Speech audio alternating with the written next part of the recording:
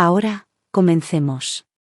Bernardo Beltrán presionó las palmas de las manos contra el volante, con los nudillos blancos, mientras estaba sentado en el estacionamiento de Hernández y Asociados. La fachada de cristal del bufete de abogados reflejaba el cielo gris de octubre. Y en algún lugar del piso 14, su esposa Mariana probablemente estaba encantando a otro cliente con su sonrisa ensayada. Llevaban 7 años de matrimonio y todavía no podía descifrarla de la manera en que un esposo debería hacerlo.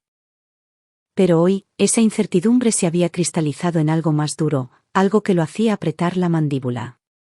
El grito de su hijo aún resonaba en su mente desde hacía 2 noches. Bernardo había forjado su carrera como perito forense en el Laboratorio de Criminalística del Estado, pasando sus días armando las piezas de evidencia entre los restos de las vidas de otras personas. Patrones de manchas de sangre, análisis de fibras, informática forense, entendía el idioma de las pruebas. Pero cuando se trataba de su propio hijo de 6 años, Tomás, había ignorado las pequeñas señales por demasiado tiempo. Los cambios de comportamiento comenzaron hace 3 meses, justo después de que la madre de Mariana, Dolores Huerta, se mudara de regreso a la ciudad desde Texas. Dolores se había divorciado del padre de Mariana, Guillermo Domínguez, 15 años atrás, una separación de la que Mariana casi nunca hablaba. La anciana había comprado una casa de estilo victoriano en la calle Madero, de esas con demasiadas habitaciones y ventanas que siempre parecían oscuras, incluso a plena luz del día. Al principio, Tomás había estado emocionado. La abuela Dolores le traía regalos caros, carritos a control remoto, consolas de videojuegos y ropa de diseñador que hacía que los demás niños de primero de primaria se le quedaran viendo. Pero luego vinieron las pesadillas, el mojar la cama, y la forma en que Tomás se ponía rígido cuando Mariana mencionaba que irían de visita a la casa de la abuela. Está teniendo un retroceso, había dicho Mariana con desdén, deslizando el dedo por la pantalla de su celular mientras Tomás lloraba hasta quedarse dormido. Los niños hacen esto. El hijo de mi asistente legal pasó por lo mismo. Ya se le pasará. Pero el entrenamiento de Bernardo le había enseñado a ver patrones donde otros solo veían ruido. Los dibujos de Tomás en la clase de arte, que alguna vez estuvieron llenos de soles brillantes y figuras de palitos sonrientes, se habían oscurecido.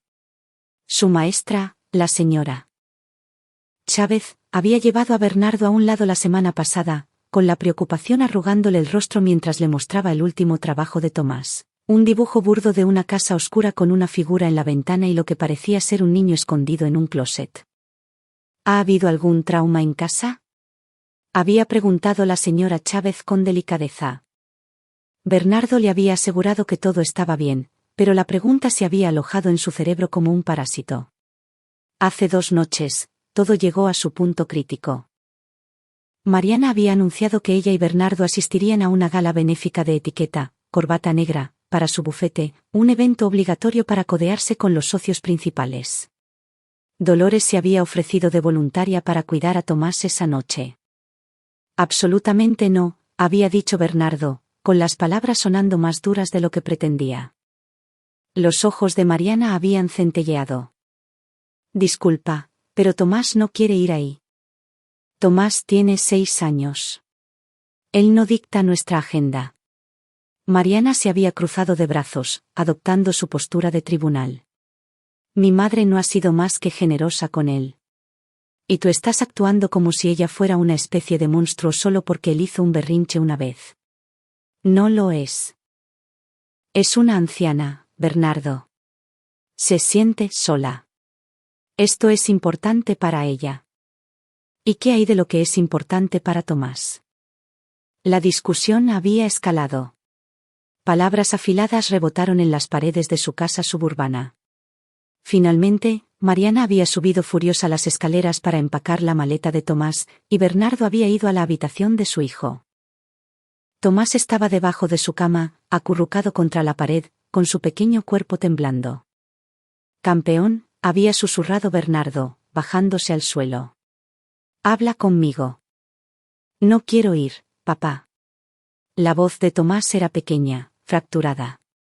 La última vez me obligó a hacer cosas malas. La sangre de Bernardo se había vuelto hielo. ¿Qué clase de cosas malas? Pero Tomás solo había negado con la cabeza, con las lágrimas corriendo por su rostro. Dijo que si te decía, mamá y tú me odiarían. Dijo que me tendrían que mandar lejos para siempre. Bernardo lo había convencido de salir, lo abrazó mientras sollozaba, pero Tomás no quiso dar más detalles. Y cuando Mariana bajó las escaleras, maleta en mano, blanqueó los ojos ante la escena. Te está manipulando, había dicho. Es el clásico comportamiento para llamar la atención. Mi madre nunca ha hecho nada malo. ¿Cómo puedes estar tan segura? Porque es mi madre, Bernardo. Creo que lo sabría. Fue entonces cuando Bernardo se dio cuenta de que estaba solo en esto. Mariana nunca le creería a Tomás.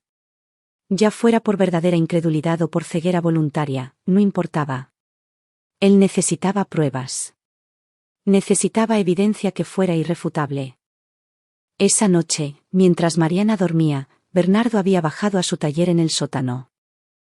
De entre sus herramientas y equipos forenses, sacó una pieza de tecnología que había confiscado de un caso de vigilancia meses atrás, una cámara de botón con micrófono incorporado, capaz de grabar 6 horas de vídeo y subirlas a un servidor en la nube. El abogado defensor había intentado que se descartara por un tecnicismo, pero a Bernardo se le había permitido conservarla después de que el caso se cerró. La probó, se aseguró de que la batería estuviera cargada, verificó la conexión inalámbrica y luego la cosió en el cuello de la camisa favorita de Tomás, un polo azul con el pequeño emblema de un ancla. La lente de la cámara asomaba por la tela, casi invisible si no sabías qué buscar. Ahora, sentado en el estacionamiento, Bernardo revisó su celular por 10ª vez. La aplicación mostraba que la cámara estaba activa, transmitiendo a un servidor seguro. Había dejado a Tomás en la casa de Dolores hacía exactamente 3 horas, y su estómago se revolvía con una mezcla de miedo y determinación. Su celular vibró, no era la alerta de la cámara, era una llamada. La pantalla mostraba un número desconocido con el código de área local. Habla Bernardo Beltrán. Señor Beltrán, soy la detective Corina Santana, del Departamento de Policía Metropolitana. Necesitamos que venga de inmediato a la calle Madero 1847. El mundo de Bernardo se ladeó. Esa es la dirección de mi suegra. ¿Qué pasó? Mi hijo. Su hijo está a salvo, señor, pero necesitamos que venga aquí ahora. El trayecto duró 8 minutos, aunque Bernardo apenas recordaba haberse puesto al volante. 3 patrullas estaban estacionadas en la entrada de la casa de Dolores, con sus luces pintando la fachada blanca de la casa victoriana con destellos rojos y azules. Los vecinos se aglomeraban en la banqueta, con los celulares afuera, grabando todo. La detective Santana lo recibió en la puerta. Era una mujer de unos 40 años, con ojos grises como el acero y una expresión de no andarse con rodeos. Señor Beltrán, venga conmigo. ¿Dónde está Tomás? Los paramédicos lo están revisando en la ambulancia. No está herido, pero está alterado. Antes de que lo vea, necesito hacerle unas preguntas. Caminaron por la casa de Dolores, pasando por su colección de muñecas antiguas y muebles caros. Cada habitación olía a lavanda y a algo más, algo químico que Bernardo no lograba identificar. Se detuvieron en lo que parecía ser un cuarto de huéspedes en el 2.º piso. La habitación había sido transformada. Las ventanas estaban cubiertas con cortinas gruesas para bloquear la luz. Una cámara montada en un trípode apuntaba a una cama. Sobre una mesa lateral había diversos accesorios, disfraces, máscaras extrañas, artículos que hicieron que a Bernardo se le revolviera el estómago. Recibimos una llamada anónima hace unos 30 minutos, dijo la detective Santana, observando su rostro con atención. La voz apagada de una mujer nos dijo que necesitábamos revisar a un niño en esta dirección. Cuando llegamos, la señora Huerta nos negó la entrada. Eso nos dio causa probable para ingresar.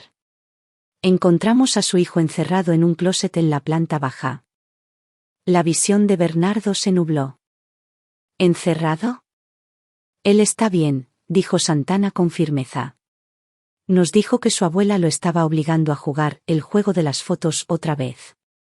Fue entonces cuando registramos la casa y encontramos esta habitación. También encontramos su computadora con aproximadamente 40,000 imágenes de niños en varios estados de desnudez y angustia. Algunas de ellas son de su hijo. Las palabras lo golpearon como puñetazos físicos. Bernardo se agarró del marco de la puerta para estabilizarse. Señor Beltrán, ¿estaba usted al tanto de algún abuso? No quiero decir, sospechaba que algo andaba mal. Es por eso que yo. Se detuvo. Admitir que había plantado una cámara podría complicar las cosas. La expresión de Santana se suavizó un poco. ¿Por eso qué? Bernardo tomó una decisión. La seguridad de su hijo importaba más que las complicaciones legales. Le puse una cámara de botón en su camisa esta mañana. Ha estado grabando y subiendo el vídeo a un servidor en la nube durante las últimas 3 horas. Algo parecido al respeto parpadeó en el rostro de Santana. Inteligente. Necesitaremos acceso a esas grabaciones como evidencia. Pero, señor Beltrán, debe saber que probablemente le salvó la vida a su hijo.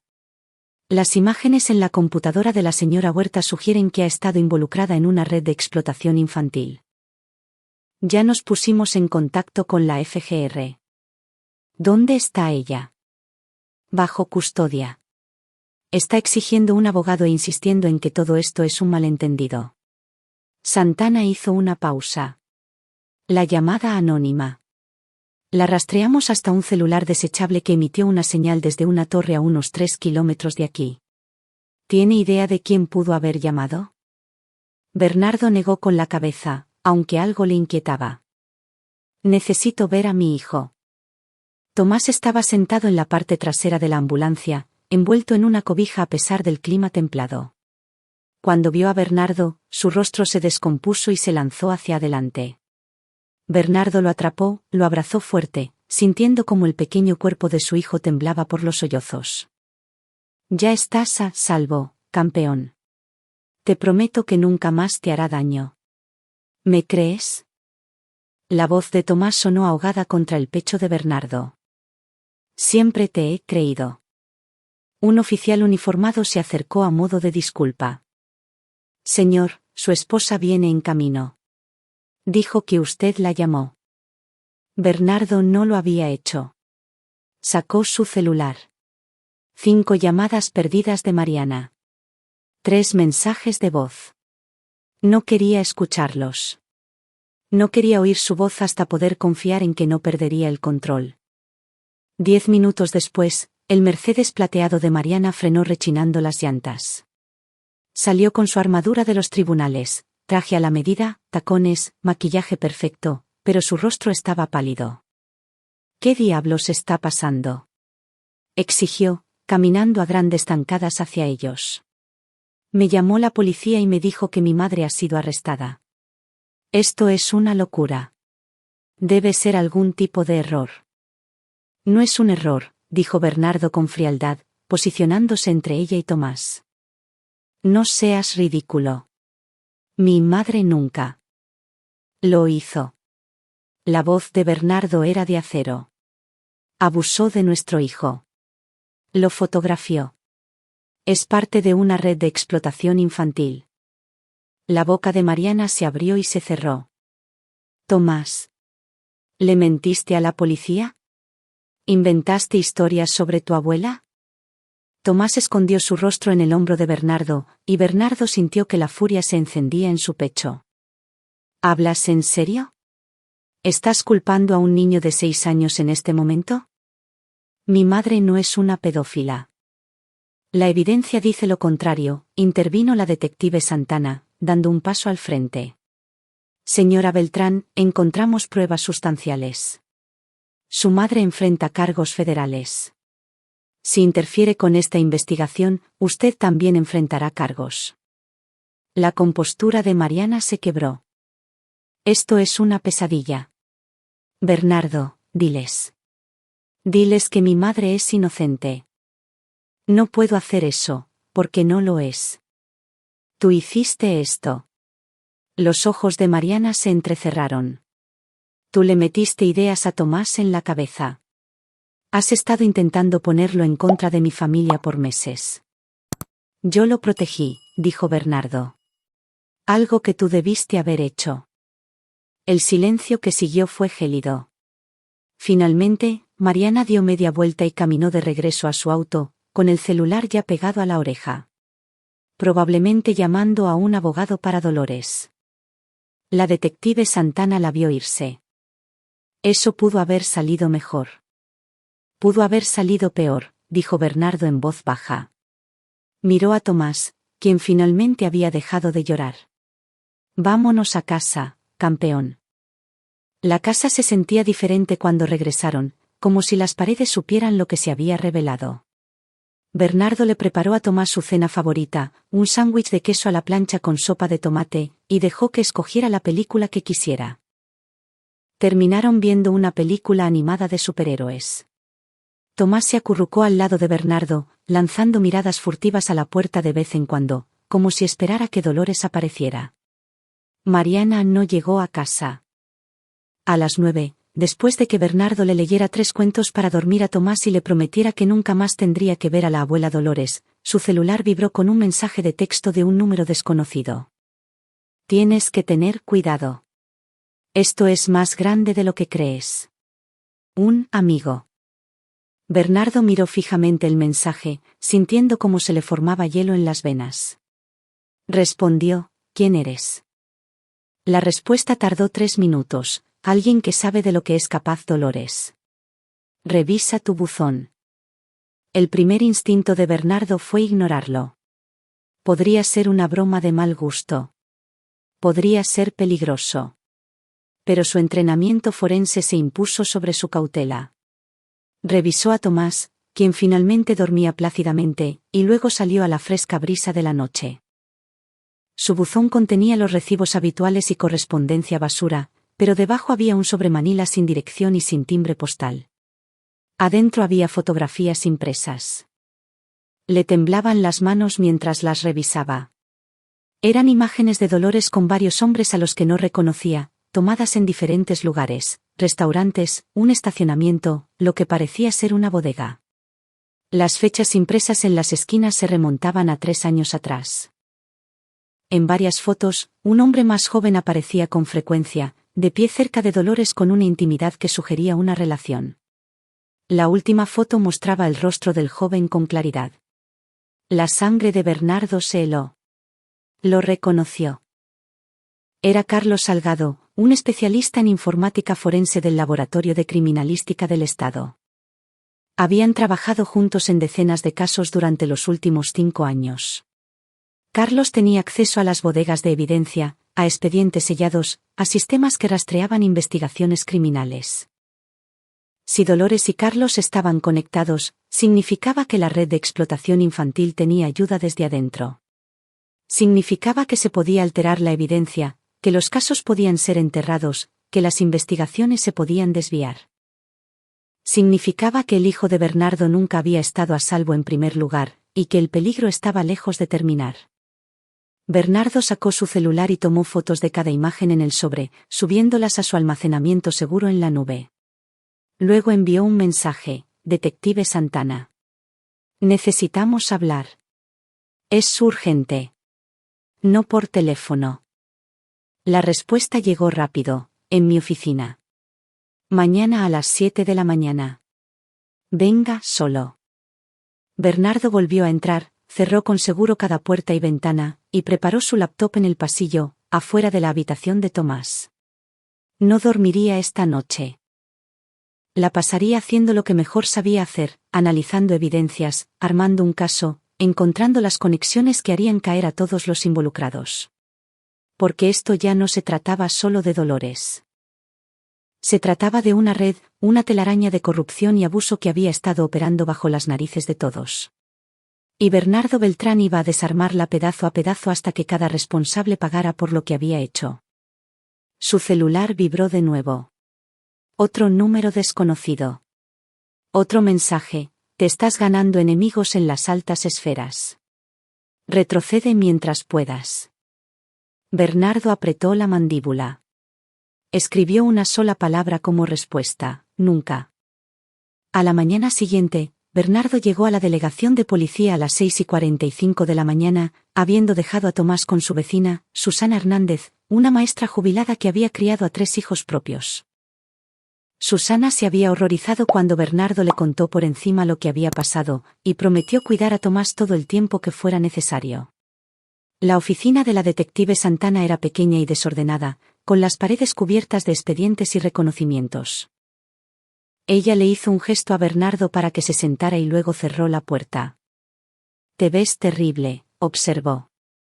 «No dormí. Necesito mostrarle algo». Bernardo sacó su celular y mostró las fotos del sobre. «Esto estaba en mi buzón anoche. El hombre con Dolores es Carlos Salgado. Trabaja en el Laboratorio de Criminalística del Estado». La expresión de Santana se endureció mientras deslizaba el dedo para ver las imágenes. «¿Estás diciendo que la red tiene a alguien infiltrado?» «Es la única explicación. Dolores ha estado haciendo esto durante meses, tal vez años. ¿Cómo es que nunca la atraparon? ¿Cómo es que su computadora nunca fue detectada?» «Investigaremos a Salgado de inmediato», dijo Santana. «Pero Bernardo, si esta red tiene gente en las fuerzas del orden, tienes que tener cuidado. Mucho cuidado. Alguien me envió esas fotos. Alguien hizo la llamada anónima ayer. Están tratando de ayudar, o están tratando de manipularte. Hasta que sepamos quiénes son y qué quieren, trata a todos como una amenaza potencial». Santana sacó una libreta de notas. «Voy a informarte sobre algo clasificado. La FGR ha estado investigando una red de explotación infantil que opera en 3 estados durante los últimos 18 meses. La operación se llama Muñecas Rotas. ¿Te suena?» Bernardo pensó en la colección de muñecas antiguas de Dolores, exhibidas por toda su casa como trofeos. «Dios mío. La red es sofisticada. Utilizan comunicaciones encriptadas, múltiples capas de anonimato y son extremadamente cuidadosos. Hemos identificado a aproximadamente 30 miembros, pero solo hemos podido arrestar a 7. Cada vez que nos acercamos a los de más alto nivel, la evidencia desaparece o los testigos se retractan de sus declaraciones». Santana hizo una pausa. Si Dolores Huerta es parte de Muñecas Rotas, y si Carlos Salgado la ha estado protegiendo, esta podría ser la oportunidad que necesitamos. ¿Qué necesita de mí? Todo lo que tengas.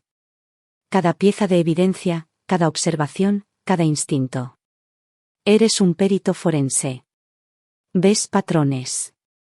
Ayúdanos a encontrarlos». Bernardo asintió. «Hay algo más. Mi esposa Mariana.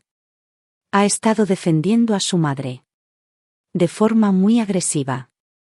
Así que, necesito saber si ella está involucrada». La expresión de Santana se mantuvo cuidadosamente neutral. «Investigaremos todas las posibilidades. Mientras tanto, necesitas pensar en tu seguridad y en la de tu hijo. Si esta red se da cuenta de que eres una amenaza, no dudarán en eliminarte. No me voy a echar para atrás. No pensé que lo harías, pero sé inteligente. No actúes por tu cuenta. Trabaja con nosotros». Bernardo salió de la delegación de policía con una pila de archivos encriptados en una memoria USB y una línea directa al celular de Santana. La FGR se haría cargo oficialmente del caso para el final del día, pero Santana había dejado claro que confiaba más en Bernardo que en la burocracia federal para moverse rápido. Su celular sonó mientras conducía de regreso a casa. «Mariana, tenemos que hablar», dijo ella sin preámbulos. «¿Sobre qué? ¿El arresto de tu madre? ¿O sobre tu total fracaso para proteger a nuestro hijo?» «No te atrevas». Su voz era puro hielo. «Contraté a Javier Reyes para que represente a mi madre. Es el mejor abogado penalista del estado. Y Bernardo va a destruir tu pequeña venganza. Probará que manipulaste a Tomás, que plantaste pruebas falsas y que traumatizaste a un niño para inculpar a una mujer inocente». Los nudillos de Bernardo se pusieron blancos sobre el volante. ¿Eso es lo que realmente crees? ¿Qué lastimaría a Tomás para vengarme de tu madre? Creo que has estado intentando ponerlo en contra de mi familia desde el día en que nos casamos. Nunca te agradó mi madre. Pensabas que era controladora, entrometida. Esta es solo tu forma retorcida de sacarla de nuestras vidas. La policía encontró 40,000 imágenes, Mariana. Encontraron una habitación preparada para el abuso. Encontraron a Tomás encerrado en un closet. Circunstancial. Explicable. Mi madre es fotógrafa. Esas imágenes podrían ser de viejos proyectos artísticos. La habitación podría ser un cuarto oscuro. Tomás pudo haberse encerrado solo en el closet jugando a las escondidas. Bernardo no podía creer lo que estaba escuchando. Estás negando la realidad. Estoy protegiendo a mi familia. Algo que tú nunca has entendido. Tomás es tu familia. Es tu hijo, y estás eligiendo a un monstruo por encima de él. La línea se cortó. Bernardo se orilló a un lado de la calle, con las manos temblorosas. Sabía que Mariana era difícil, que su matrimonio había sido tenso durante años. Pero nunca imaginó que ella llegaría tan lejos, nunca imaginó que sacrificaría a su propio hijo para proteger la reputación de su madre. Necesitaba respuestas. Necesitaba entender por qué Mariana estaba tan segura de la inocencia de Dolores, o por qué estaba dispuesta a mentirse a sí misma de forma tan absoluta. Su celular vibró con otro mensaje de texto del número desconocido. Mariana sabe más de lo que dice. Revisa su laptop. La contraseña es su aniversario al revés. Sus verdaderos archivos están en una carpeta llamada Expedientes Confidenciales. Busca el que se llama Fideicomiso Familiar. El instinto de Bernardo le gritaba que no confiara en el misterioso aliado, pero su curiosidad ganó. Condujo a casa, revisó a Tomás, quien estaba feliz construyendo una nave espacial de Lego con Susana, y subió las escaleras hacia la recámara. La laptop de Mariana estaba en su escritorio, cerrada. Bernardo la abrió, introdujo la contraseña, 1201, su aniversario, el 21 de octubre al revés, y vio cómo se desbloqueaba la pantalla. El escritorio de la computadora estaba organizado con la típica precisión de una abogada. Navegó hasta la carpeta de documentos y encontró la subcarpeta llamada Expedientes Confidenciales. Adentro había decenas de archivos relacionados con el trabajo de Mariana, y uno con el nombre Fideicomiso Familiar, DocX. Bernardo lo abrió. No era un documento legal. Era una entrada de diario fechada hacía 3 años. Mamá llamó hoy. Se va a mudar de regreso desde Texas. Necesita ayuda con algo delicado. Un acuerdo de negocios que requiere discreción. Me explicó que algunos de sus socios tienen necesidades específicas y ella ha estado facilitando presentaciones durante años. Nunca me ha dicho explícitamente cuáles son esas necesidades. Pero no soy estúpida. Sé lo que significa ese lenguaje en código. Sé lo que realmente implica la fotografía especializada. Es mi madre. No puedo entregarla, pero tampoco puedo ser parte de eso. Así que hicimos un acuerdo. Yo la ayudaré con las estructuras legales. Sociedades de responsabilidad limitada, fideicomisos y empresas fantasma para mover el dinero y ocultar los activos. A cambio, ella se mantiene alejada de cualquier cosa que involucre a niños reales. Me prometió que solo trabaja con modelos adultos que parecen jóvenes. Que todo es juego de roles legal para coleccionistas. Me prometió que nunca lastimaría a nadie. Quiero creerle. Tengo que creerle, porque si no lo hago, si admito lo que realmente es ella, entonces, ¿en qué me convierte eso a mí?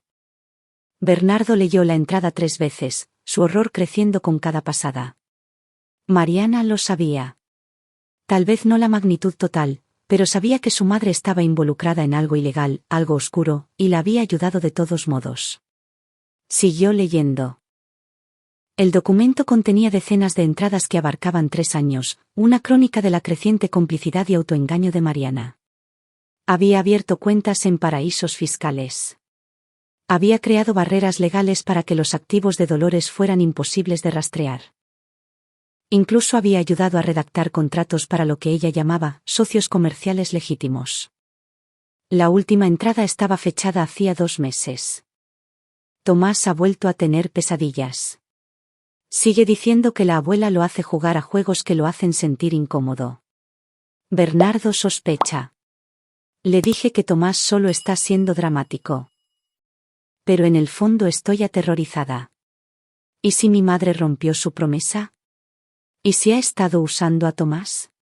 Pero no puedo preguntar. Si pregunto, tendré que saberlo. Y si lo sé, tendré que actuar. Tendré que admitir que he estado facilitando las cosas a un monstruo. Iré a la cárcel. Lo perderé todo. Así que, sigo fingiendo. Sigo diciéndole a Bernardo que está exagerando. Sigo enviando a Tomás a su casa, porque si dejo de hacerlo, Bernardo sabrá que he estado mintiendo todo este tiempo. Y tal vez, si sigo actuando normal, todo esto pase, y yo pueda seguir creyendo que mi madre es solo una excéntrica, y no un ser malvado. El estómago de Bernardo se revolvió. Sacó su celular y fotografió cada página del documento, subiéndolas a su almacenamiento seguro. Esto era evidencia. Evidencia de que Mariana había ayudado a Dolores a sabiendas, de que había sospechado que Tomás estaba siendo abusado, y no había hecho nada. Su teléfono sonó. Detective Santana. Arrestamos a Carlos Salgado hace 1 hora, dijo ella sin preámbulos. Pidió un abogado de inmediato, pero su computadora está cantando como un coro.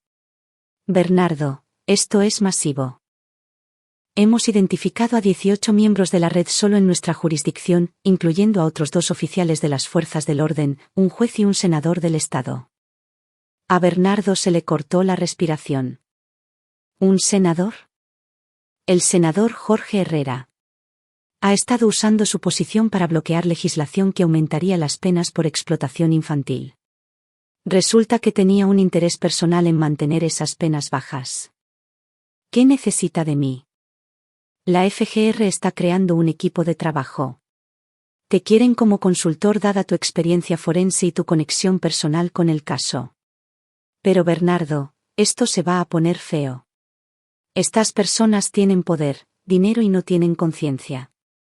Vendrán tras de ti con todo lo que tienen. Que lo intenten. Hay algo más. Encontramos correspondencia entre Dolores y alguien a quien ella llama el arquitecto. Parece ser la persona que dirige toda la red. Dolores solo era una coordinadora regional. El arquitecto ha estado operando durante al menos 1 década y no tenemos idea de quién es. La mente de Bernardo trabajaba a toda velocidad. ¿Qué hay de Mariana? ¿Han investigado su participación? Hubo una pausa. ¿Por qué lo haríamos? Porque ha estado ayudando a su madre. Acabo de encontrar evidencia en su laptop. Arreglos financieros. Estructuras legales diseñadas para ocultar bienes. Santana, ella sabía lo que Dolores estaba haciendo y la ayudó a hacerlo. La voz de la detective se endureció. Mándame todo lo que tengas. Si tu esposa es parte de esto, la haremos caer junto con el resto de ellos. Después de colgar, Bernardo se sentó en el silencio de su recámara, procesando la magnitud de lo que había descubierto. Su esposa no solo estaba negando la realidad. Era una cómplice. Había ayudado a una red de explotación infantil a sabiendas. Había enviado a su propio hijo al peligro para proteger sus secretos. La traición calaba más profundo que cualquier cuchillo. Su celular vibró de nuevo. El número desconocido. Ahora sabes la verdad. Pero hay más. Dolores no es el único miembro de la familia involucrado. Pregúntale a Mariana por su hermano, Beto Delgado. Pregúntale por qué se mudó a Tijuana hace 5 años. Bernardo nunca había conocido al hermano de Mariana. Ella siempre había dicho que estaban distanciados, que él había cortado el contacto con la familia tras la muerte de su padre. Pero si Beto también estaba involucrado, si esto calaba aún más profundo en la familia de Mariana.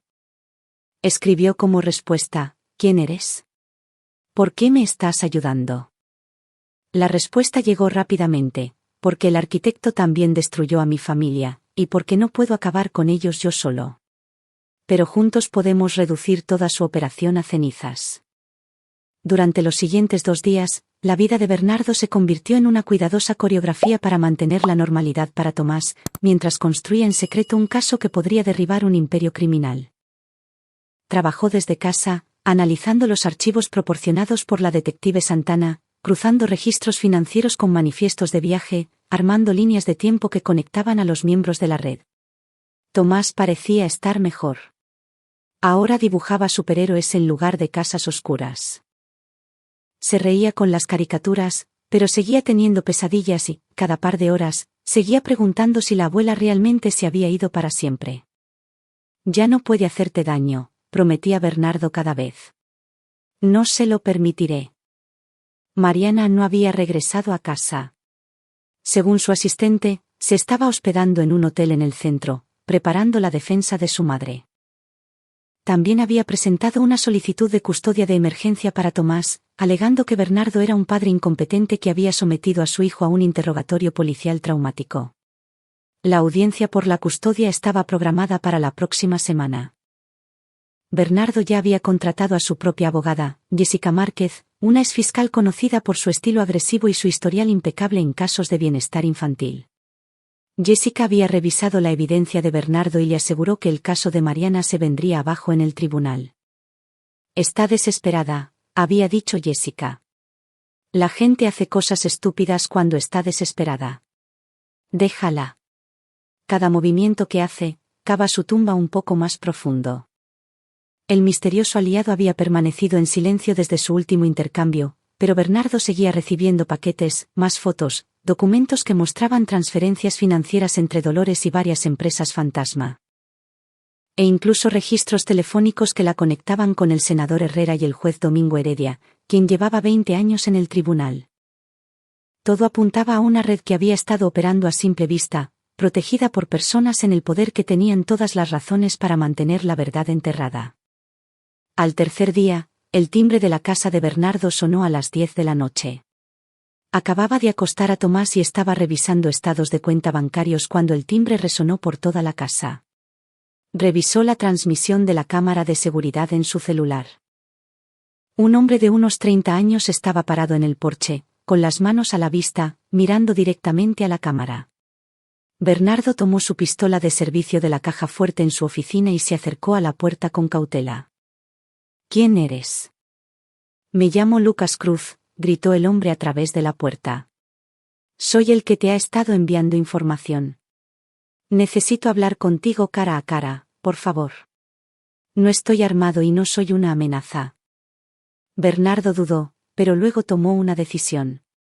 Abrió la puerta, pero mantuvo puesta la cadena de seguridad y la pistola lista.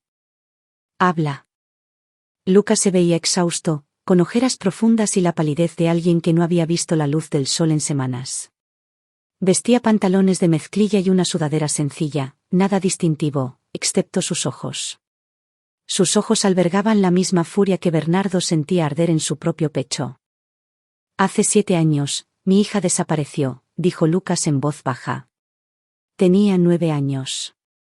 La policía investigó. La FGR se involucró, pero nunca la encontraron. Llevo 7 años escarbando en cada pista, en cada posibilidad, hasta que encontré la red de muñecas rotas. Los he estado investigando desde entonces. Siento mucho lo de tu hija, dijo Bernardo con cautela. ¿Pero por qué vienes a mí? Porque Dolores Huerta fue una de las personas que se la llevó. Tengo pruebas. Y cuando vi que el caso de tu hijo salía en las noticias, me di cuenta de que esta era mi oportunidad. La red está en pánico. Están cometiendo errores. Y si trabajamos juntos, podemos hacerlos caer a todos. No solo a Dolores, sino a todos, hasta llegar al arquitecto. Bernardo estudió el rostro del hombre, buscando señales de engaño. Solo vio dolor y determinación. ¿Cómo sé que dices la verdad? Lucas metió la mano lentamente en su bolsillo y sacó una fotografía. Esta es mi hija, Emma. Ahora tendría 16 años. La foto mostraba a una niña sonriente de cabello oscuro y los mismos ojos de su padre. El corazón de Bernardo se encogió. No te pido que confíes en mí de inmediato, continuó Lucas. Pero tengo recursos que tú no tienes. Llevo años armando este caso. Sé cómo opera la red, quiénes son los jugadores, dónde esconden sus activos. Juntos, podemos hacer mucho más que solo meter a Dolores en la cárcel. Podemos destruir a toda la organización. Bernardo tomó su decisión. Abrió la puerta. Pasa. Pero si me estás mintiendo, si eres parte de esta red tratando de meterte en mi cabeza, te destruiré. No esperaría menos, dijo Lucas. Se sentaron en la sala de Bernardo y Lucas expuso toda su investigación. Tenía nombres, fechas, rastros financieros, testimonios de sobrevivientes que habían tenido demasiado miedo de ir a la policía. Tenía evidencia de que el senador Herrera había asesinado personalmente a 2 personas que habían amenazado con exponer a la red. Tenía pruebas de que el juez Heredia había desestimado casos y enterrado evidencia durante 15 años. El arquitecto, dijo Bernardo. ¿Quién es? La expresión de Lucas se oscureció. Aún no lo sé, pero tengo una teoría. Alguien de alto nivel en las fuerzas del orden o en la política. Alguien que ha estado en el poder el tiempo suficiente como para construir esta red y mantenerla funcionando. Alguien lo suficientemente despiadado como para eliminar a cualquiera que se acerque demasiado. ¿Y crees que podemos derribarlos? Creo que si somos inteligentes, si somos cuidadosos, tenemos una oportunidad. Pero Bernardo, una vez que empecemos esto, no hay vuelta atrás. Esta gente intentará matarnos. Intentarán matar a todos los que amamos. Esto es la guerra. Bernardo pensó en Tomás durmiendo arriba. Pensó en todos los demás niños que habían sufrido a causa de esta red. Pensó en Emma Cruz, quien nunca regresaría a casa. Entonces vamos a la guerra, dijo. Lucas sonrió con tristeza. Esperaba que dijeras eso, porque ya he empezado. Mañana, varios miembros de la red van a recibir paquetes que contienen evidencias de sus crímenes, enviados a todos los periodistas y agencias de seguridad del Estado. Entrarán en pánico. Se apresurarán a cubrir sus rastros. Y cuando lo hagan, se van a exponer. Eso es arriesgado. Si saben que vamos por ellos, se prepararán. Ya saben que vamos. Carlos Salgado habló antes de que su abogado lo hiciera callar. Les habló de ti, de tu hijo, de la investigación. Justo ahora están tratando de decidir si huyen o pelean. Mañana, los forzaremos a actuar. Bernardo asintió lentamente. Era agresivo, peligroso y posiblemente brillante. ¿Qué necesitas de mí? Sigue haciendo lo que estás haciendo. Arma el caso. Protege a tu hijo. Y cuando llegue el momento, prepárate para testificar frente a todo el mundo. Estas personas prosperan en las sombras. Nosotros vamos a arrastrarlos hacia la luz. Después de que Lucas se fue, Bernardo se quedó sentado en la oscuridad de su sala, procesando todo. Había pasado de ser un perito forense tratando de proteger a su hijo, a ser un soldado en una guerra contra un imperio criminal. Lo que estaba en juego había escalado más allá de cualquier cosa que hubiera imaginado. Pero no tenía miedo. Estaba furioso. Y se iba a asegurar de que cada persona que hubiera lastimado a un niño pagara por ello. Su celular vibró con un mensaje de la detective Santana. El juez Heredia fue hallado muerto en su casa.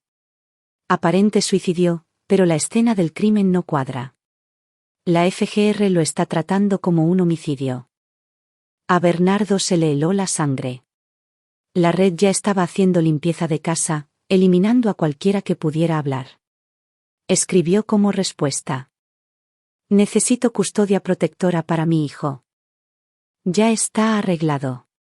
Agentes federales estarán ahí en 1 hora. Bernardo subió las escaleras y despertó a Tomás con delicadeza. Oye, campeón, nos vamos a ir de aventura por unos días.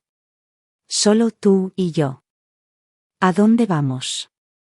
A un lugar seguro. A un lugar donde la abuela y sus amigos no puedan encontrarnos nunca. Tomás asintió, aún medio dormido, y Bernardo lo bajó en brazos. En menos de una hora, llegaron 2 agentes federales, una mujer llamada Carla Salas y un hombre llamado Juan Hinojosa.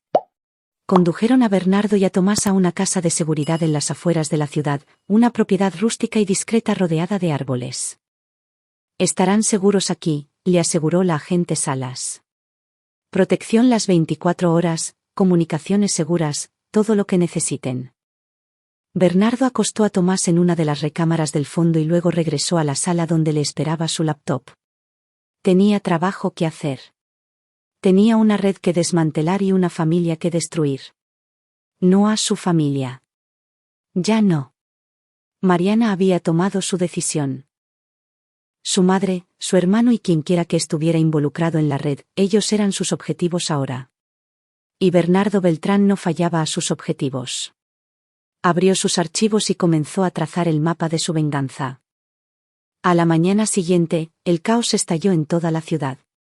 7 miembros de la red de muñecas rotas recibieron paquetes idénticos que contenían evidencia de sus crímenes, junto con una nota: el mundo sabe lo que son.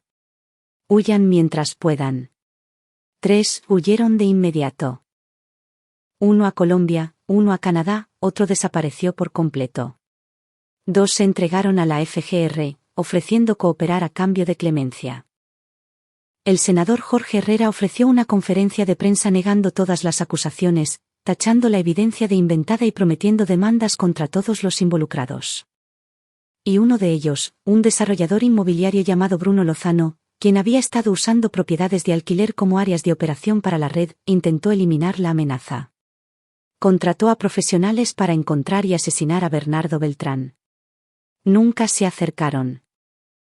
Los agentes federales los interceptaron antes de que llegaran a la casa de seguridad. 2 arrestos, 2 cargos de intento de homicidio y una pieza más de evidencia que vinculaba a los miembros de la red con crímenes violentos.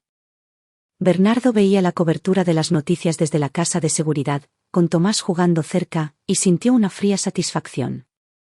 La red se estaba fracturando. La estrategia de Lucas Cruz estaba funcionando. El pánico se propagaba por sus filas como reguero de pólvora.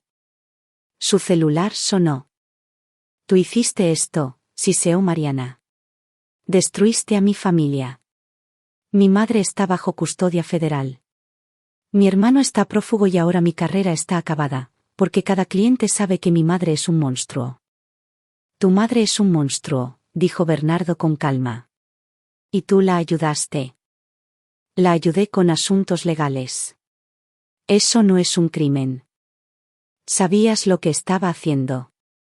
Lo documentaste en tu propio diario. La FGR tiene tu laptop ahora, Mariana. Están armando un caso en tu contra por conspiración, obstrucción de la justicia y poner en peligro a un menor. Vas a ir a prisión.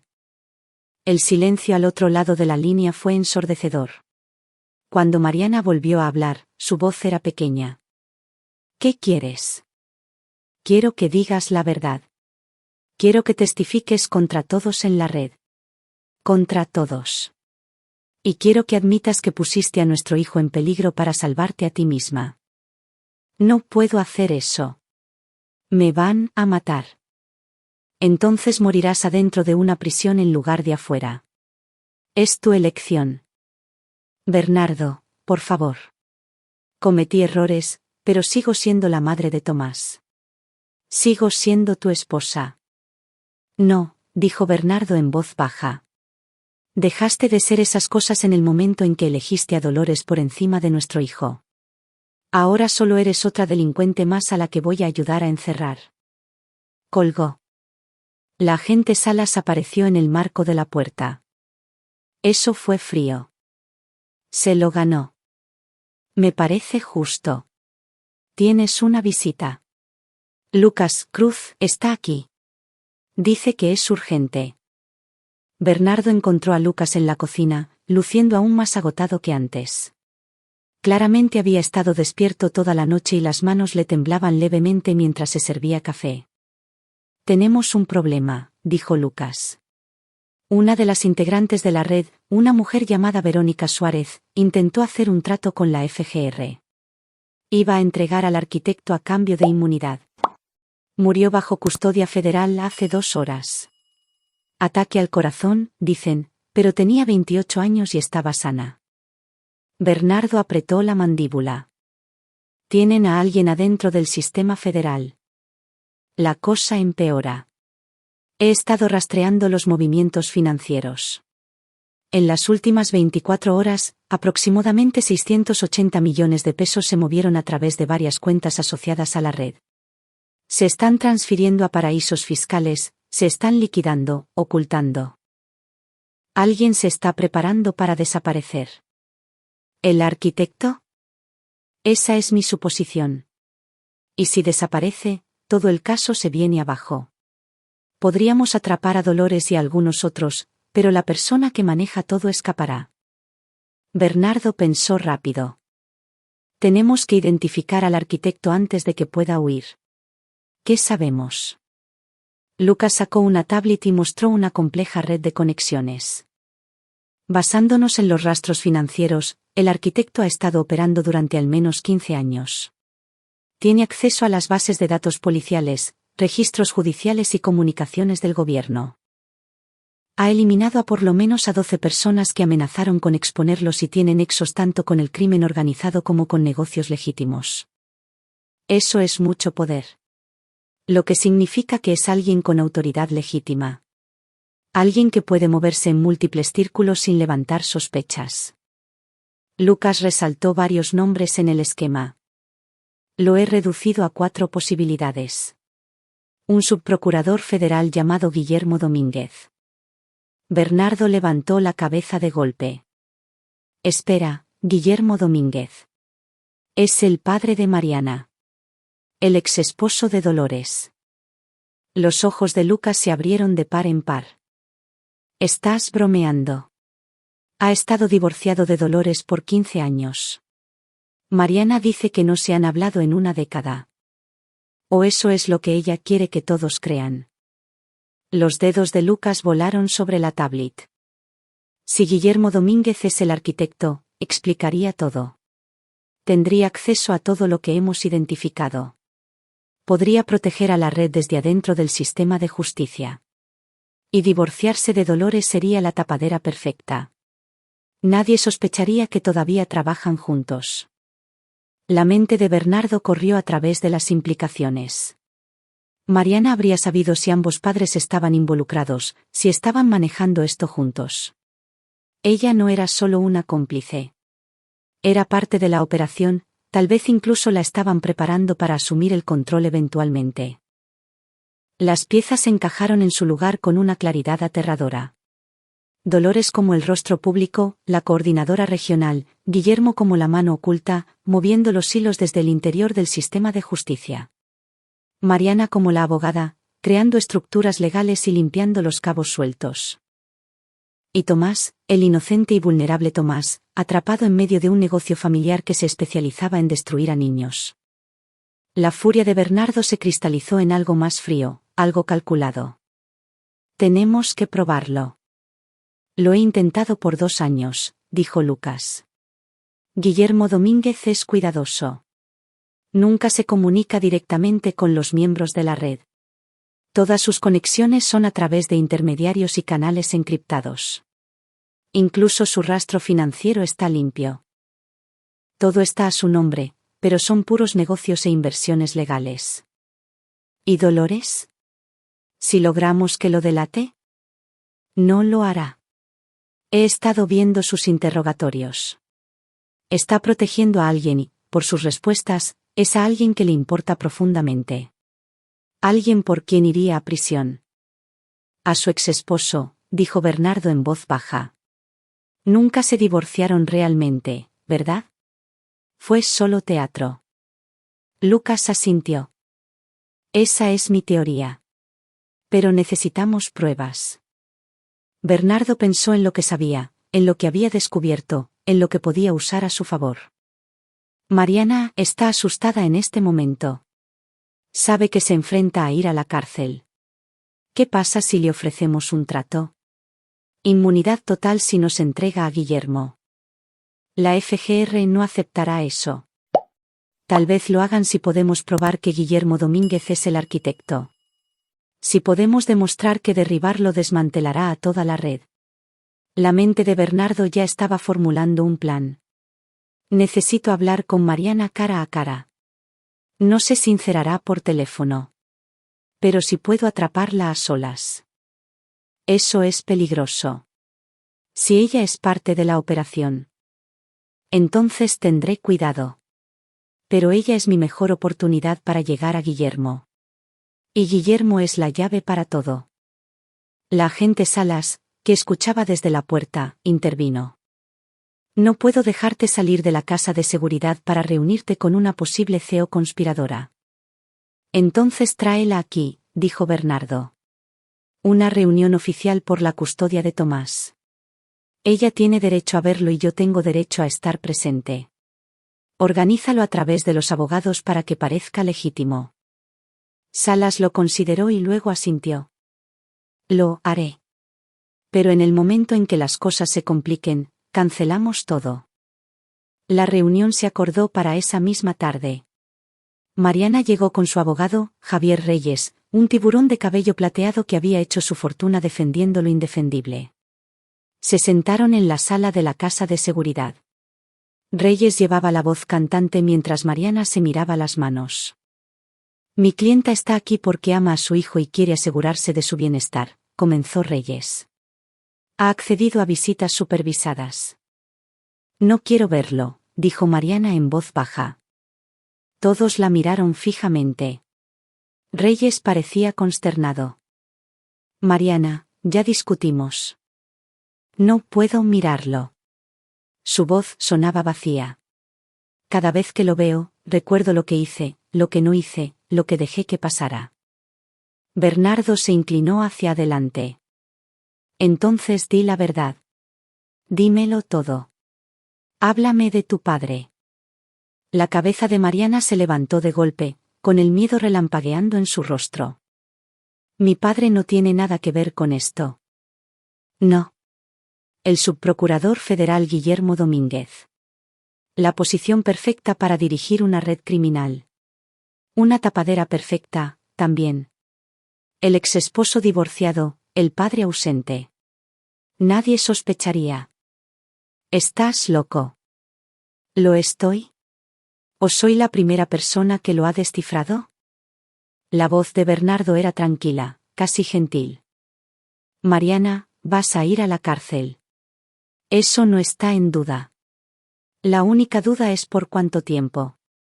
Puedes cooperar ahora, o puedes proteger a tu padre y pasar los próximos 20 años en una prisión federal. Es tu elección.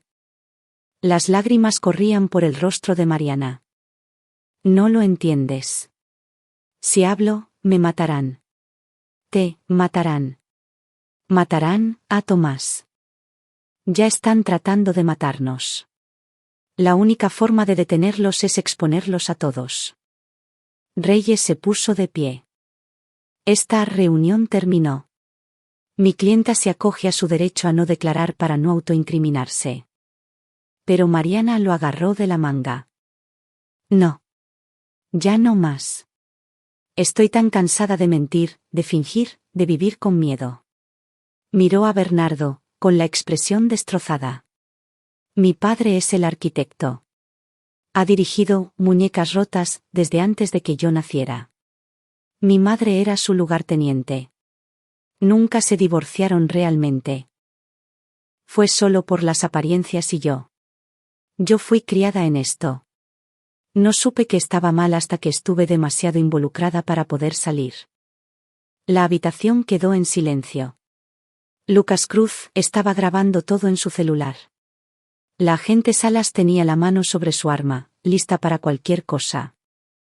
Dímelo todo, dijo Bernardo con suavidad. Empieza desde el principio. Mariana habló durante 3 horas. Describió una infancia en la que la fotografía especializada era algo normal, en la que los socios de su padre iban y venían con un propósito apenas disimulado, en la que el dinero fluía de fuentes que aprendió a no cuestionar. Describió cómo conoció a los modelos de su madre, los niños que iban al estudio de Dolores y se iban con la mirada vacía.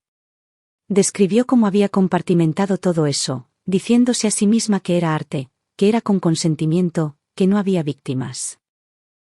Describió que con Tomás había sido diferente. Tomás era familia. Dolores le había prometido que nunca lastimaría a la familia. Pero entonces comenzaron las pesadillas, y Mariana se dio cuenta de que su madre había roto esa promesa. Quería detenerlo, susurró Mariana. Pero no sabía cómo. Si iba a la policía, me arrestarían también. Si confrontaba a mi padre, él me eliminaría. Estaba atrapada. Así que dejaste que continuara, dijo Bernardo, con voz dura. Dejaste que nuestro hijo sufriera porque tenías demasiado miedo de hacer lo correcto. Sí. Mariana lo miró, devastada. Soy una cobarde. Soy un monstruo. Soy todo lo que crees que soy. Pero también soy tu única oportunidad de detener a mi padre, porque sé cosas que nadie más sabe. Sé dónde guarda sus expedientes de seguro, las evidencias que ha reunido de todos en la red por si necesita chantajearlos. Conozco sus casas de seguridad, sus rutas de escape, sus cuentas en el extranjero. Lo sé todo. ¿Por qué decirme esto ahora? Porque Tomás merece algo mejor. Porque cada niño en los expedientes de mi padre merece algo mejor. ¿Y por qué? Cerró los ojos. Porque quiero ser mejor que mis padres. Aunque ya sea demasiado tarde. Bernardo miró a Lucas, quien asintió lentamente. Tenían lo que necesitaban. Agente Salas, dijo Bernardo. Creo que es hora de llamar a la FGR. Dígales que sabemos quién es el arquitecto y que tenemos una testigo lista para hacer caer a toda la red. Salas sacó su celular, pero antes de que pudiera marcar, se fue la luz. Toda la casa de seguridad quedó sumida en la oscuridad. Luego comenzaron los disparos. El entrenamiento de Bernardo se activó al instante.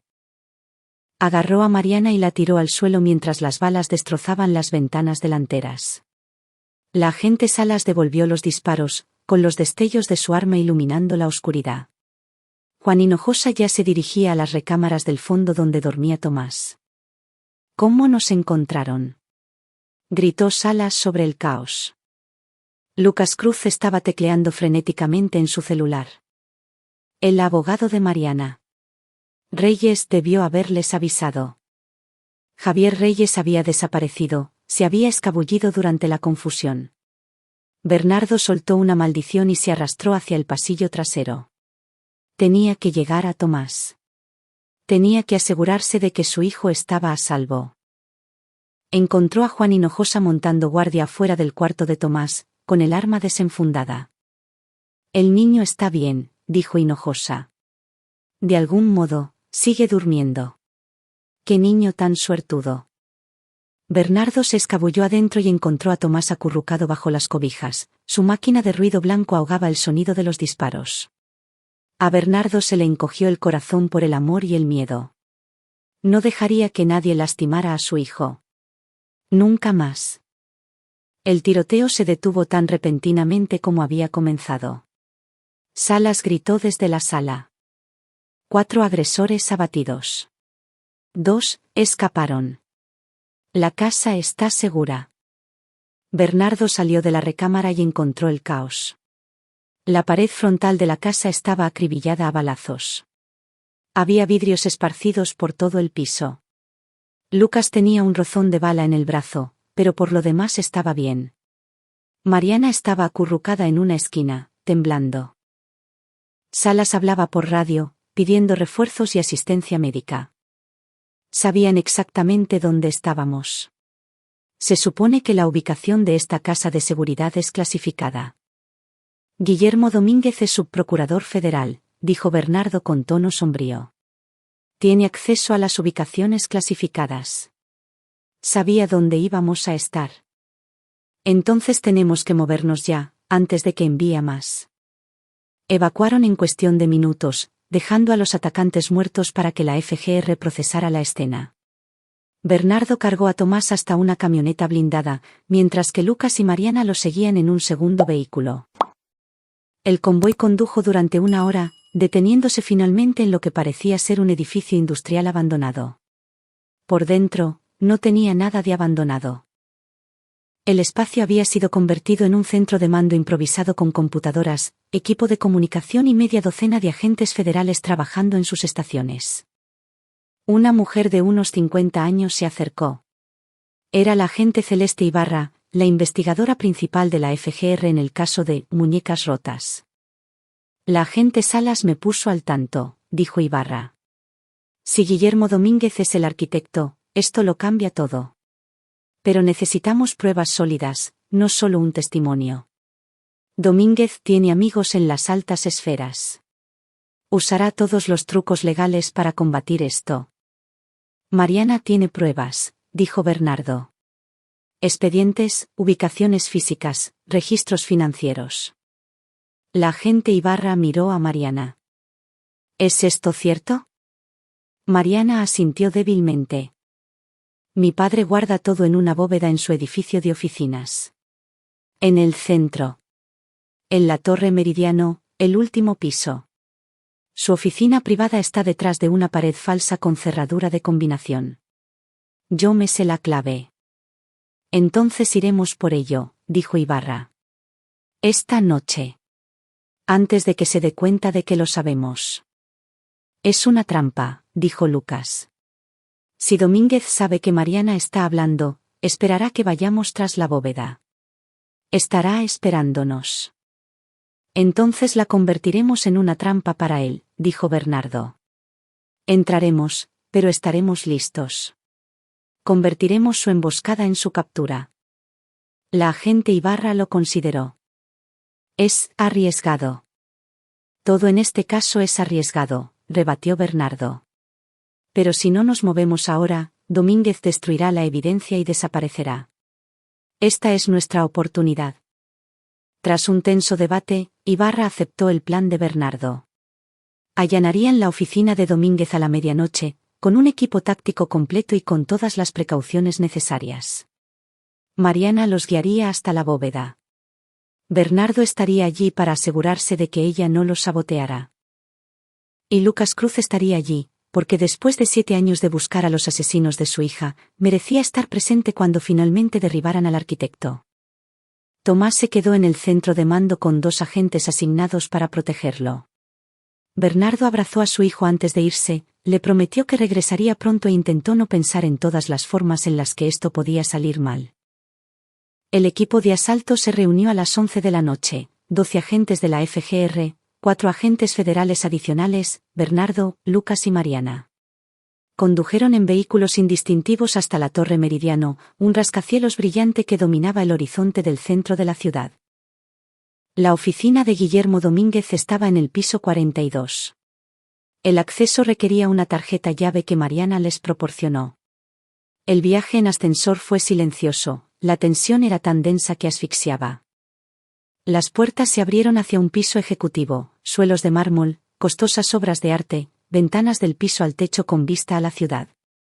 La oficina de Guillermo Domínguez estaba al final del pasillo, una suite en la esquina con su nombre en la puerta. La agente Ibarra le hizo una seña al equipo para que se moviera. Entraron rápido y encontraron la oficina vacía. Demasiado vacía. El escritorio estaba despejado, los estantes limpios, las paredes desnudas a excepción de las tenues siluetas donde habían colgado los cuadros. Lo limpió todo, dijo Lucas. Sabía que veníamos. La bóveda, dijo Mariana con urgencia. Aún está aquí, detrás del librero. Encontraron la pared falsa exactamente donde ella la había descrito. La puerta de la bóveda era de acero, a ras de la pared, y con una cerradura de combinación. Mariana introdujo la clave, su cumpleaños, notó Bernardo con amarga ironía, y la puerta se abrió con un clic. Adentro había una pequeña habitación forrada con archiveros y discos duros. La mente forense de Bernardo catalogó inmediatamente todo, documentos que databan de décadas atrás, memorias USB etiquetadas con nombres y fechas, y carpetas marcadas con códigos. La agente Ibarra comenzó a fotografiar todo, mientras que dos técnicos empezaron a clonar los discos duros. Estos son los registros de toda la red. Demasiado fácil, dijo Bernardo. Sus instintos le gritaban peligro. ¿Por qué dejaría esto aquí? Porque quería que lo encontraran. La voz vino desde atrás. Todos se giraron para ver a Guillermo Domínguez de pie en el umbral de la oficina, flanqueado por 6 hombres con armas automáticas. El primer pensamiento de Bernardo fue lo ordinario que se veía el arquitecto. Guillermo Domínguez rondaba los 60 años, era canoso y distinguido, llevaba un traje que probablemente costaba más de lo que la mayoría de la gente ganaba en un mes. Podría haber sido cualquier abogado o empresario exitoso. Nada en él sugería que fuera un monstruo. «Hola, Mariana», dijo Guillermo en tono ameno. «Me preguntaba cuánto tiempo tardarías en traicionarme. Más de lo que esperaba, a decir verdad. Estoy casi orgulloso. Papá, por favor». La voz de Mariana tembló. «Esto tiene que terminar». «Tienes razón. Así es». La expresión de Guillermo no cambió. «Bajen sus armas, todos, o mis socios abrirán fuego y todos morirán, incluida mi querida hija». El enfrentamiento duró segundos antes de que la agente Ibarra tomara la decisión. «Ríndanse. Bajen las armas». El equipo de la FGR obedeció. Los hombres de Guillermo recogieron sus armas de manera eficiente, profesional. No eran matones a sueldo. Eran operadores entrenados, probablemente exmilitares. «Pues bien», dijo Guillermo, entrando a la habitación de la bóveda. «Les agradezco a todos por venir esta noche. Me ahorra la molestia de cazarlos individualmente. Señor Beltrán, ha sido usted una gran molestia para mí. Admiro su persistencia, aunque lamento la necesidad de tener que matarlo». «No te saldrás con la tuya», dijo Bernardo. «Ya lo hice. Para la mañana, estaré en un avión rumbo a un país sin tratado de extradición. Mis bienes han sido liquidados. Mis socios se han dispersado. Y en un par de meses, todo esto será olvidado. La red se reconstruirá bajo un nuevo liderazgo. Los negocios continuarán». «¿Y qué hay de Tomás?», exigió Bernardo. «Tu nieto». La expresión de Guillermo finalmente mostró una emoción. «Desprecio. Tomás nunca debió haber estado involucrado. Dolores actuó por su cuenta, se volvió codiciosa y quería entrenarlo para que fuera su legado. Le dije que era un error, pero nunca me escuchó. Por eso ella está en prisión, y yo me voy a ir libre». «Nos vas a matar a todos», dijo Lucas Cruz en voz baja. «Justo como mataste a mi hija». «¿Tu hija?». Guillermo miró a Lucas con un leve interés. «¿Cuál de todas era?». La crueldad casual de la pregunta hizo que a Bernardo le hirviera la sangre. El rostro de Lucas empalideció de rabia. «Emma», dijo Lucas, con la voz quebrada. 9 años. Tenía toda su vida por delante. «Ah, sí, la niña de la Operación Fénix, de hace 7 años. Ahora lo recuerdo. Se defendió, causó problemas y tuvo que ser eliminada». Guillermo hablaba como si estuviera discutiendo una transacción de negocios. «Estas cosas pasan en cualquier empresa, señor. Daños colaterales aceptables». Lucas se abalanzó sobre él, pero 2 de los hombres de Guillermo lo agarraron. Guillermo simplemente lo observó, inmutable. «Todos ustedes van a morir esta noche», continuó Guillermo. «Un trágico tiroteo durante un cateo ilegal. Agentes federales rebeldes operando fuera de su jurisdicción. Muy triste, muy caótico, pero en última instancia, solo otro escándalo que pasará». «Estás olvidando algo», dijo Bernardo. «¿Y qué es?». «Hablas demasiado». Bernardo había contado con la arrogancia de Guillermo, su necesidad de regodearse. Mientras el arquitecto soltaba su monólogo, Bernardo había deslizado la mano lentamente hacia el bolsillo de su chamarra donde había escondido un arma de respaldo, una pequeña 380 que había pasado desapercibida en la revisión. La sacó y disparó en un solo movimiento, dándole a uno de los hombres de Guillermo en el hombro. El caos estalló. La agente Ibarra y su equipo recuperaron sus armas caídas y devolvieron el fuego. Lucas se liberó y tacleó a uno de los pistoleros. Mariana gritó y se tiró al suelo. Guillermo Domínguez salió corriendo. Bernardo lo persiguió por el pasillo, intercambiando disparos mientras Guillermo huía hacia las escaleras de emergencia. El entrenamiento forense de Bernardo no había incluido mucho tiro de combate, pero años de práctica en el campo de tiro rindieron frutos. Le dio a Guillermo en la pierna, enviando al hombre mayor de bruces al suelo. Guillermo intentó arrastrarse hacia las escaleras, dejando un rastro de sangre en el piso de mármol. Bernardo lo alcanzó, pateó el arma lejos de él, y le presionó su propia pistola en la nuca. Se acabó, dijo Bernardo. No puedes probar nada, jadeó Guillermo. Esos archivos son falsos. Pólizas de seguro, nunca se sostendrán en un tribunal. Tal vez no, pero son suficientes para iniciar investigaciones, suficientes para exponer a tus socios, suficientes para destruir todo lo que has construido. Bernardo agarró a Guillermo por el cuello y lo puso de pie. E incluso si te libras de los cargos de alguna manera, incluso si sales libre, me aseguraré de que todos sepan lo que eres. Cada periódico, cada sitio web, cada persona con la que hayas hecho negocios. El nombre del arquitecto será sinónimo de depredador de niños. Pasarás el resto de tu vida mirando por encima del hombro. Detrás de ellos, el tiroteo terminó.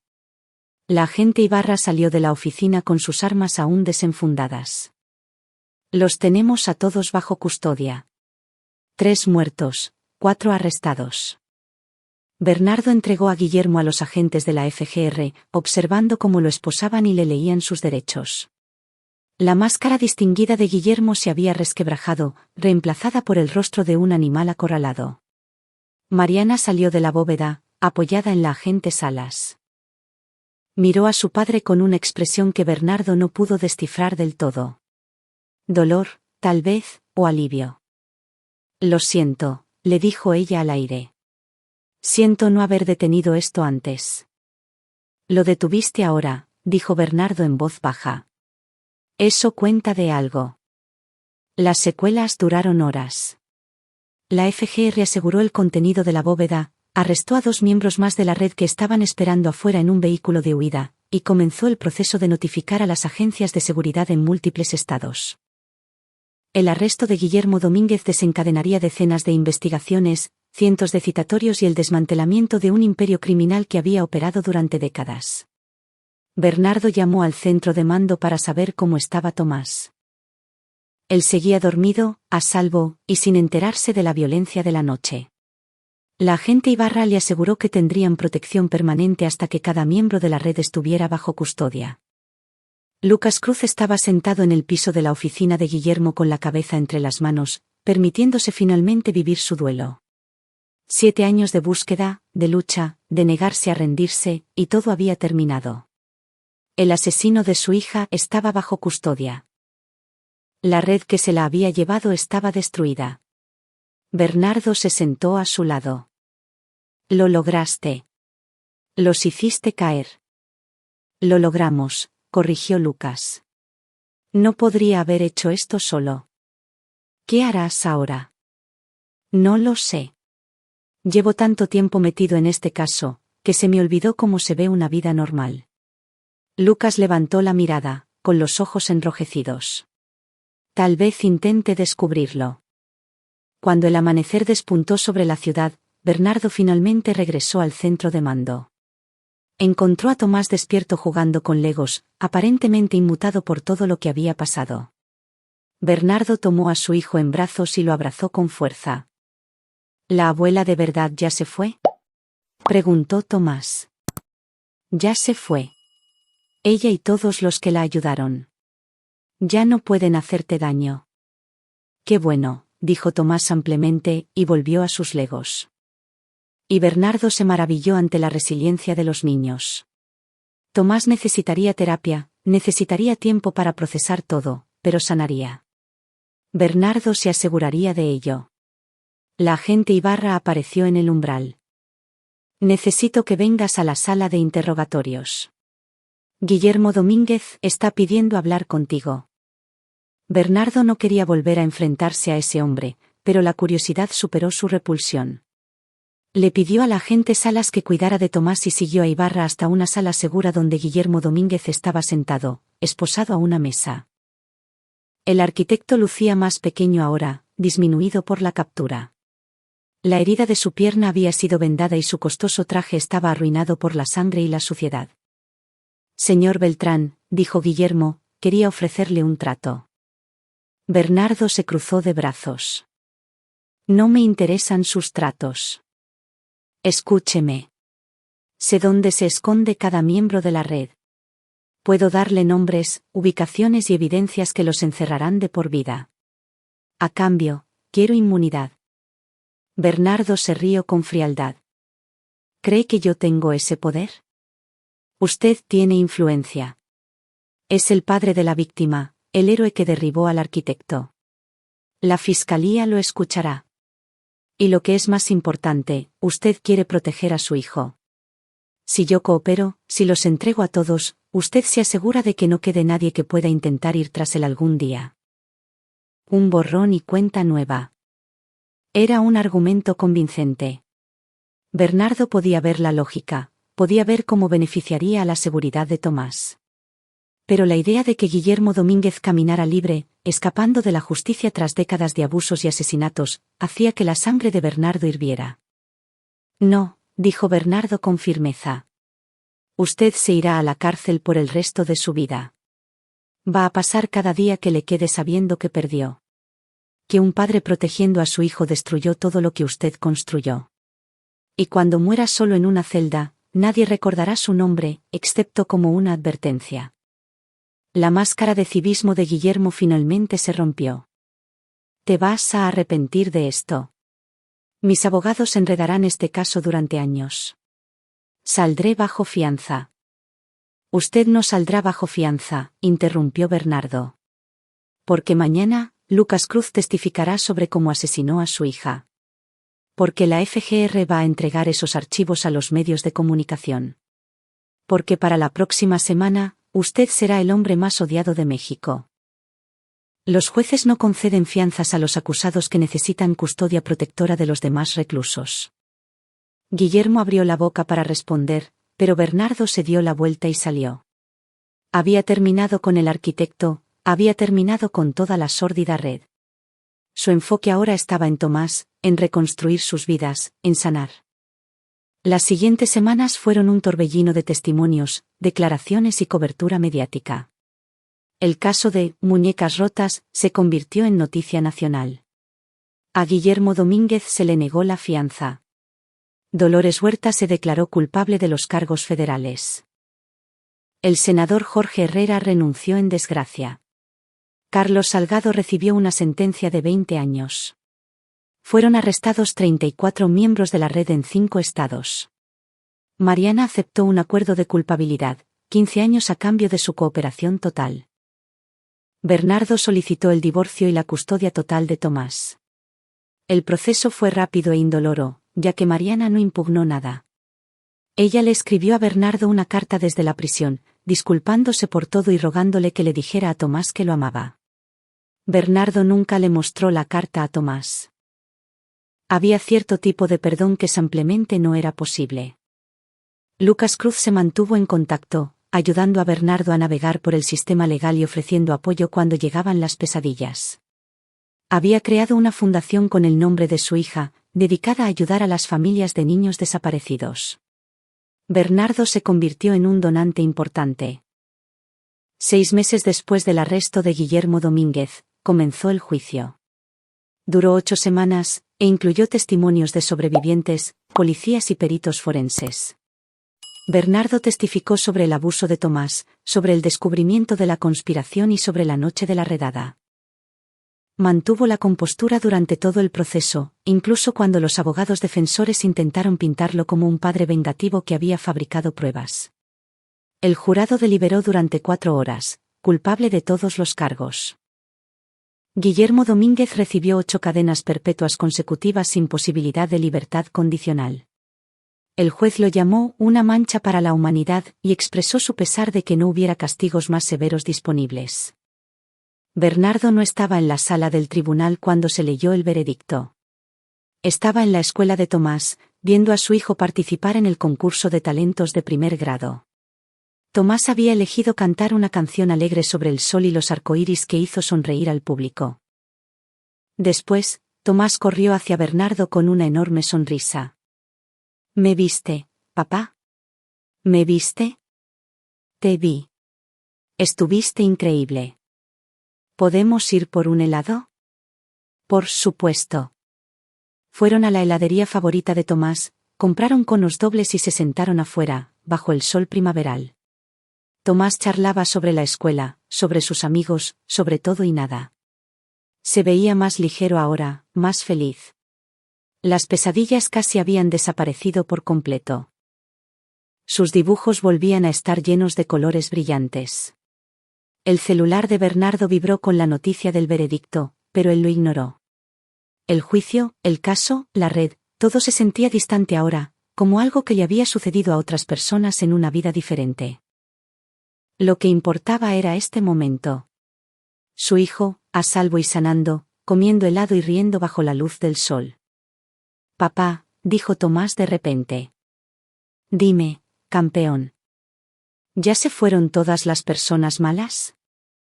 Bernardo pensó en la pregunta, en todos los arrestos y condenas, en la red desmantelada y los miembros encarcelados, pero también pensó en los sobrevivientes que nunca sanarían por completo, en las familias destruidas y en la maldad que aún existía en el mundo.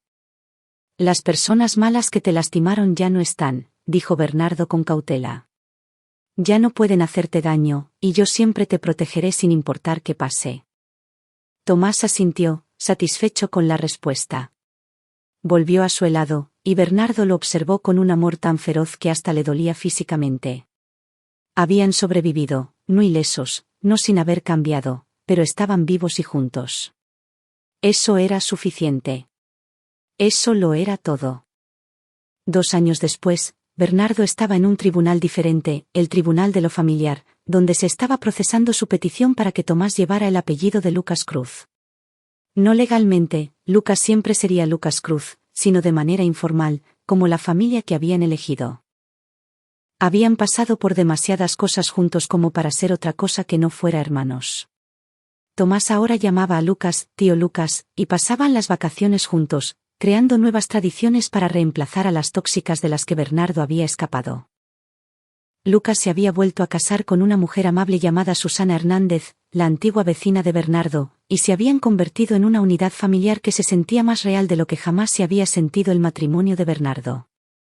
Bernardo también había comenzado a dar asesorías en otros casos de explotación infantil, usando sus habilidades forenses para ayudar a armar los procesos de enjuiciamiento. Se ganó la reputación de ser alguien que no se rendía, que escarbaba entre la evidencia hasta encontrar la verdad. Varias agencias de seguridad lo habían contactado por su experiencia. Pero él tenía el cuidado de mantener el equilibrio entre el trabajo y estar presente para Tomás. Cada evento escolar, cada partido de fútbol, cada cuento antes de dormir, Bernardo siempre estaba ahí. Había aprendido lo que de verdad importaba. Tomás, ahora de 8 años, se había convertido en un niño resiliente que amaba la ciencia y odiaba las coles de Bruselas. A veces tenía pesadillas, pero eran muy raras. Había estado en terapia desde el arresto, y su psicólogo decía que estaba procesando el trauma extraordinariamente bien. Una noche, mientras Bernardo arropaba a Tomás en la cama, su hijo lo miró con ojos serios. Papá, cuando crezca, quiero hacer lo que tú haces. ¿Así?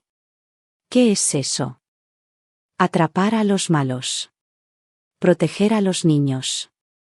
La voz de Tomás era sincera. Para que otros niños no tengan que tener miedo como yo lo tuve. A Bernardo se le hizo un nudo en la garganta. Esa es una buena meta, campeón. Pero ¿sabes qué? Puedes proteger a las personas de muchas maneras. Podrías ser maestro, psicólogo, doctor. Podrías ayudar a la gente a sanar en lugar de solo atrapar a los que los lastiman. Tal vez, dijo Tomás pensativo. Pero creo que también quiero atraparlos, porque tú me enseñaste algo. ¿Qué cosa? Las personas malas creen que van a ganar. Creen que son demasiado listas o demasiado fuertes. Pero luego llega alguien como tú y les demuestra que están equivocados. Tomás sonrió, con la misma expresión feroz que Bernardo había visto en su propio espejo. Quiero ser alguien así. Bernardo abrazó a su hijo con fuerza, con el pecho hinchado de orgullo. Tomás no había sido quebrado por su trauma. Había sido forjado por él. Se había convertido en alguien fuerte, decidido y amable. Entonces nos aseguraremos de que tengas todas las herramientas que necesites, prometió Bernardo. Pero por ahora, necesitas dormir. Mañana tenemos ese viaje para acampar con el tío Lucas, ¿te acuerdas? Buenas noches, papá. Te quiero. Yo también te quiero, campeón. Siempre. Bernardo apagó la luz y se quedó de pie en el umbral por un momento, observando cómo Tomás se acomodaba hasta quedarse dormido. El camino por delante no sería fácil. Sanar nunca lo era. Pero lo enfrentarían juntos, padre e hijo, sobrevivientes y guerreros. Y en algún lugar, en una prisión de máxima seguridad, Guillermo Domínguez estaba aprendiendo que el imperio que había construido sobre el sufrimiento de los niños se había desmoronado hasta quedar en la nada, derribado por el amor de un padre por su hijo. La justicia, había aprendido Bernardo, no siempre era rápida, pero cuando llegaba, era absoluta. Aquí es donde nuestra historia llega a su fin. Comparte lo que piensas en la sección de comentarios. Gracias por tu tiempo. Si disfrutaste de esta historia, por favor suscríbete a este canal. Haz clic en el vídeo que ves en la pantalla y nos vemos en la próxima.